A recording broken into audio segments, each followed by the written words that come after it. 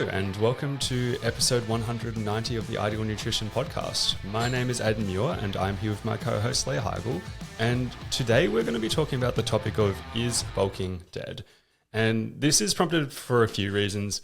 One is that on TikTok, I'm on fitness TikTok, I see a lot of people talking about training and talking about like switching from push-pull legs to upper-lower, and it's just changed their results. But I'm also seeing a lot of like people talking about like main gaining being like, that's the move, right? Bulking is dead. It has also partly been prompted by, I've had a lot of people in the evidence-based space who have been looking at this for like 10 years, who have seen this type of content and then been like, this is changing everything I know about fitness, because obviously more and more research comes out. But it's interesting that like people who are really in this space, their thoughts have changed. And then the third thing is I've seen some people say with extreme confidence some pretty strong claims and stuff like that. And because I put out my own content where I might use words like bulking and stuff like that, I feel like it makes sense to have a bit of a stance on this topic. So I want to talk about it today.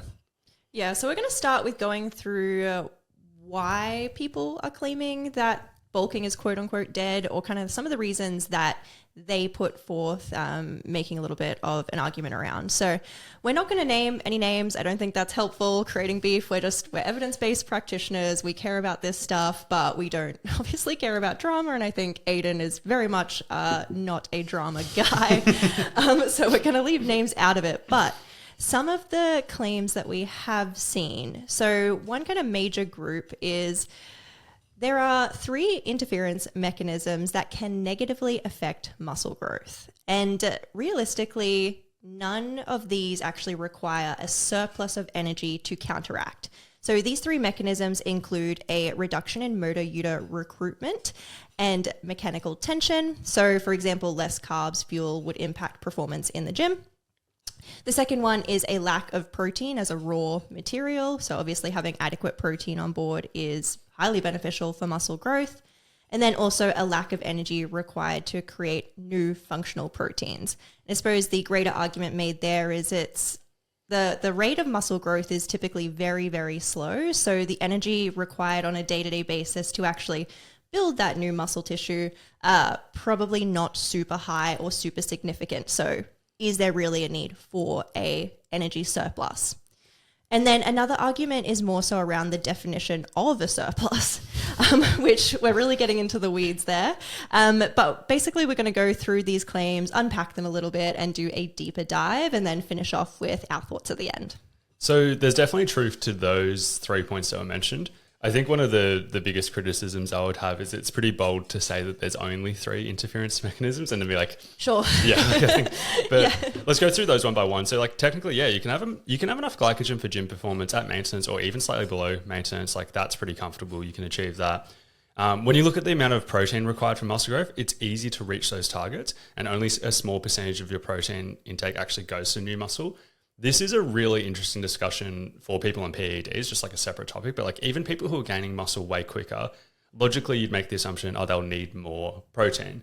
But when you actually look at how much protein is getting stored as new muscle mass and you break it down on a per day basis, it's a tiny amount. So like, I don't think we have a clear answer about whether it actually matters about going higher for people who can gain muscle quicker or anything like that. But when you mathematically break it down, it's only a small amount of protein going to that. The energy stuff, muscle growth is slow. I often talk about a kilo of muscle being made up of around 1,200 calories. It takes more energy than that to create it. I say around 5 times that amount, but that's just, it's very hard to find a perfect number for that. But once again, because muscle growth is slow, if you break that down on a per day basis, you would need the tiniest of surplus to achieve that. And, or you could potentially be at maintenance calories and recomping, for example, and because a kilo of body fat is made up of 7,700 calories, it would be very easy to get that energy, particularly with muscle growth being pretty slow. But then my favorite super simple argument for why this is oversimplified logic is just because the body theoretically can grow muscle under those conditions doesn't mean it will be optimized. There's many other areas we can look at this. Like, for example, when we're looking at research on essential amino acids, the logic can be if people can create non-essential amino acids in their body and we give them the ones that they can't create, essential amino acids, that should help them optimize muscle growth. But that kind of implies that just because the body can create certain amino acids, it will do it in the exact optimal amount. And there'd be no point to ever add any more, which is flawed thinking. Similar here. Just because you can grow muscle at maintenance doesn't mean it'll be 100% optimized. Swinging back around to the definition stuff quickly, I suppose the technical definition of a calorie surplus is eating more than your total daily energy expenditure. I think that's pretty well established, or at least what most people believe a calorie surplus to be. Our simple definition is eating an amount of calories that leads to your body weight trending up over time. And then you can add another layer of complexity onto that and say that trending up in the form of muscle and or fat. So not necessarily one or the other, but could be both, could be either. But if we see that scale weight trending up over time because we are gaining actual tissue, whether it's muscle or fat, I would say that is a calorie surplus. One super long video that we did watch on the topic used a slightly different definition to this. And I think this is where we start to get really confusing. And they said it was silly to use scale weight as the metric because it's influenced by hydration. But I would say that whilst differing levels of hydration can lead to obvious changes in your weight on a day-to-day, so like general weight fluctuations, this wouldn't necessarily impact the trend over time in terms of long-term trend over time when you're accounting for those fluctuations. But nonetheless, these people would argue that a surplus equals gaining fat, whilst a deficit equals losing fat. So specifically around it being fat mass and not in relation to muscle mass. Whilst a few other people have also said that whilst adding muscle at maintenance calories, body weight can increase over time, and then you'll just naturally eat more calories at maintenance. And to be honest, this is where I start to get a little lost in the definitions that other people are kind of, I guess, discussing, because now we're really just like really getting into semantics. So, but anyway, let's break it down. Yeah, and like I see the logic of using a different definition, because like the logic is like, oh, we can't perfectly measure this anyway, so let's find a different thing. I just think that that's a silly one. I was going to leave this to later, but actually I'll talk about my like rationale for why it's silly. Like, let's say somebody gets a pretty major injury, like say they tear an ACL, and they go into a tiny deficit, like say they are eating less than their total daily energy expenditure by a small bit, and then they're doing no training, they're immobilized, etc. They will likely decomp. Like they will definitely lose muscle. There's a chance that they gain a bit of body fat in the process. That is by definition meeting the technical definition of a deficit, but it wouldn't meet this new quote unquote like made up definition of it. And vice versa, the other end of the spectrum is like theoretically, it's rare, but theoretically you can be in a surplus and losing body fat. And even just looking at examples that like break this, once again, PEDs, like there are people who are injecting testosterone and stuff like that who are building muscle and losing fat at the same time, but their body mass is going up at such a rate that it's clear that they are in a surplus. Like if you mathematically did the calculation, they are in a surplus. So from my perspective, I do prefer that definition based on scale weight, while also factoring in that the hydration stuff matters. I would just accept the imperfection and just like focus on the average over time. And if there was any extreme cases, like somebody drank way more water or they had heaps of sodium in their water, like just factoring that in and accepting the imperfection, just because the other definition is too flawed. If you like the type of content we put out at Ideal Nutrition, there's a chance you might also want to work with one of our dietitians one-on-one. We help with a range of things from performance through to medical conditions, and if you're interested, you can book directly in through the website. But if you're unsure which dietitian will be the best fit, you can even just send our Instagram page a DM and we can go from there. So just a quick note on research. I think in most episodes we talk about research that we can pull from, and I think you might be expecting us to talk about research to really kind of drive our point home.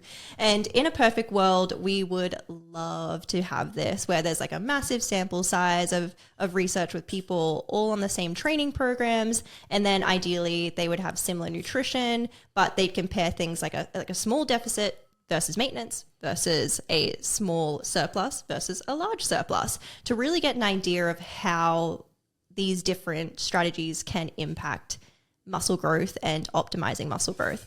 But it just doesn't exist. We do have heaps of small sample size data, but I think that's too skewed by the fact that some people just gain muscle more easily than others. Like you can just have huge genetic outliers. Like there is such a huge range in how much muscle someone can gain based on so many different factors, genetics just being one of them. But even if we controlled for, their training and their nutrition, there can still be these outliers. And when the sample size is really small, the results can be heavily skewed by this.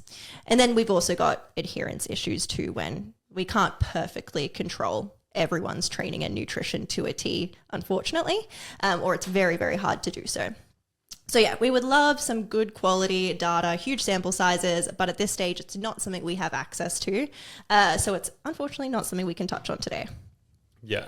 The one thing I will talk about with that is in like prep for this podcast, I was like just going back and being like, what do we have? Like what research is there from that small sample size perspective? And there's one that's like quoted all the time. We've spoken about previously on the podcast. It's by Garth and colleagues, where they basically got college athletes and they put them in either a 500 calorie surplus or an ad libitum surplus, where they was told to eat a little bit more. And the ad libitum surplus came out as a small increase in their calorie intake, and the 500 calorie surplus came out as a decently large intake, like in their calorie intake. And when they measured body fat and muscle mass, one of the reasons why I cite this study a lot is the group in the 500 calorie surplus gained way more body fat and then just a little bit more muscle. And I often talk about that study being like, damn, like even a 500 calorie surplus is too large. Like we want to be smaller than that in most cases, unless somebody's like super new to training and stuff like that. But the other way you can look at that study is that the larger surplus outperformed the smaller surplus for muscle growth. And if I look at all of these studies, that is a very common finding, that the larger the surplus you go, the more muscle you gain. I think it's a terrible idea to do a large surplus for almost all cases, right? It's not like a good trade-off. Yeah. Yeah. But that then means if we circle back to somebody saying a claim like, there are only 3 interference mechanisms and you can achieve all of these things in maintenance calories, it's like, okay, well, why does the data show this? Like technically, like with a larger surplus, people do get, so it clearly can't be maximized at maintenance or in a small deficit. So breaking it down into a bit of an interpretation, a takeaway message, our stance, well, my stance has been the same for a long time. And I don't think all of this discourse has really changed my stance much. To maximize muscle growth, you do likely need a surplus, albeit not a huge one. But going into like a large surplus, as Aidan has said, is probably silly. You're going to increase your body fat significantly and then probably spend huge amounts of times in deficit phases where we're also not optimizing muscle mass growth. And then from a timeline perspective, it doesn't make much sense. And then doubling down on that, the research we do actually have has shown that you can gain more muscle growth in larger surpluses, again, just not being as efficient. So where I have evolved over the years in my thinking is more or less around the size of this surplus. So back in the day, before I even became a dietitian, I was like, yeah, I'm going to eat 500, 600 calories more than I actually need and gain like 2 kilos a month. Obviously not a great idea, but I still like to implement a small calorie surplus when muscle growth or optimizing muscle growth is the goal. So when thinking about myself and my clients, I will even have them bulking at a rate of like 0.5 kilo per month, sometimes slower, sometimes faster. So even over like a 6-month span, we're talking about 3 kilos of weight gain. So really, really minimal. The surplus is tiny, but I still think we can gain more muscle with this very small surplus. Yeah, I'm in completely the same boat. My first surplus I gained 20 kilos in 8 months. Yeah, that's crazy. And then like, I was like, maybe I should have been more conservative. So like, as I learned more, I was like, oh, maybe I should be more conservative than that. And then maybe I should have done half the rate. And then like, as time has gone on, I'm like, I should have done like way more conservative than that. Yes. And I typically do measure it rather than like trying to get the exact surplus size. I just usually measure it based on monthly rate of gain. And I kind of predict, I'm like, how much muscle do I think this person could gain in a 6-month period? If their rate of gain noticeably exceeds that, the odds of them gaining a decent amount of body fat is too high, which circles back to definitions being like, it doesn't actually matter the definition. If you use what I just kind of talked about being like, body weight trending a little bit up over time, not at a rate that's faster than you can likely gain muscle at, you'll probably be in a good spot. This has been episode 190 of the Ideal Nutrition Podcast. And as always, if you could please leave a rating and review, that would be massively appreciated.